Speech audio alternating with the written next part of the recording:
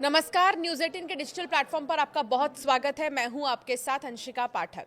कर्नाटक के धर्मस्थल मामले में एसआईटी ने एक बड़ा एक्शन लिया है। दरअसल सफाई कर्मचारी ने आरोप लगाते हुए कहा था कि धर्मस्थल में पिछले 2 दशकों से कई हत्याएं, बलात्कार और शवों को दफनाने की घटनाएं हुई हैं। इन आरोपों की जांच करने के लिए एसआईटी ने शिकायतकर्ता को गिरफ्तार किया है और उससे पूछताछ कर रही है। अधिकारियों का ये कहना है कि शिकायतकर्ता द्वारा दिए गए बयान और सबूत में कई गड़बड़ियां पाई जाने के बाद ये गिरफ्तारी हुई है। एसआईटी लगातार इस मामले की जांच कर रही है। कर्नाटक के धर्मस्थल में कई शवों को दफनाने के केस में नया ट्विस्ट आया है। इस मामले के शिकायतकर्ता को राज्य सरकार की स्पेशल इन्वेस्टिगेशन टीम ने गिरफ्तार कर लिया है। इसी शख्स ने पिछले 2 दशकों में धर्मस्थल में कई हत्याओं, बलात्कार और शव दफनाने का आरोप लगाया था। रिपोर्ट के मुताबिक एसआईटी के चीफ प्रणब मोहंती ने शिकायतकर्ता से शुक्रवार देर रात तक पूछताछ भी की।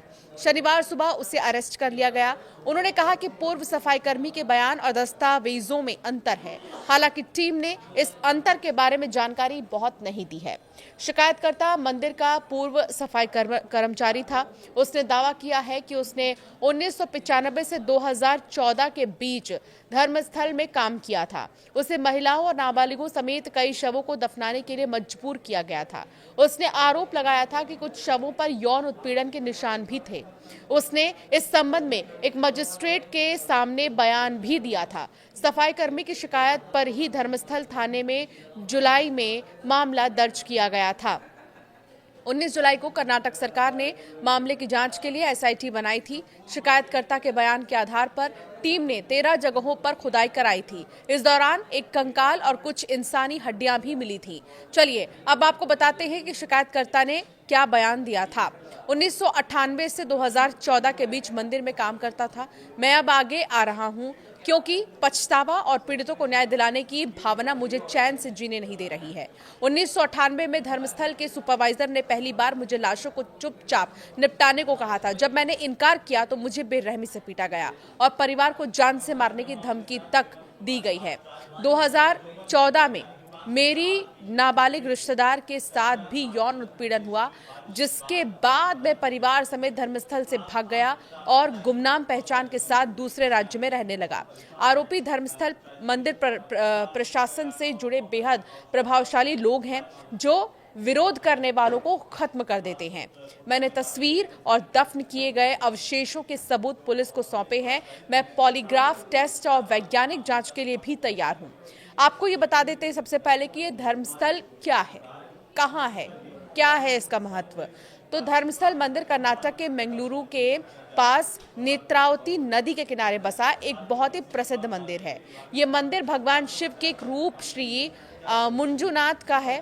यहाँ खास बात यह है कि मंदिर की पूजा हिंदी पंडित करते हैं, लेकिन मंदिर का संचालन जैन धर्म के लोग करते हैं। ये मंदिर हिंदू और जैन धर्म के मेल का उदाहरण है। हर दिन हजारों लोग यहाँ दर्शन के लिए आते भी हैं। मंदिर में मुफ्त भोजन यानी अन्नदान, शिक्षा और इलाज की सुविधाएं भी दी जाती हैं।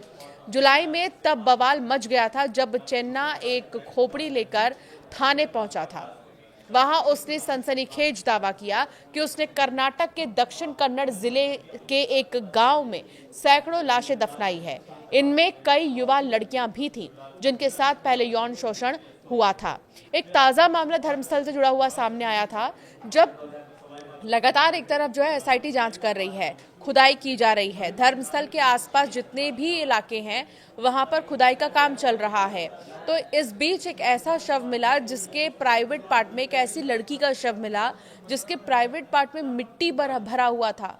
और ये इसीलिए भरा हुआ था, शिकायतकर्ता का ये कहना है कि डीएनए टेस्ट में ये ना पता चल पाए कि आखिर किसने उसका रेप किया या फिर उसके साथ क्या हुआ, सिर्फ इसलिए इस तरह की हरकत की गई है। ये तो सिर्फ एक मामला है, ऐसे कई मामले सामने आए, ऐसे कई केसेस सामने आए हैं जहां पर महिलाओं की हड्डियां, महिलाओं के कुछ बॉडी पार्ट्स, इस तरह की चीजें मिली हैं। सफाई कर्मी जिसने इस पूरे बात का खुलासा किया है, उसने ये तक भी बताया है कि खुद उसके रिश्तेदार से कई ऐसी लड़कियां हैं जिनके साथ ऐसा हुआ और मजबूरन उसने उस वक्त कभी कोई आवाज ही नहीं उठाई।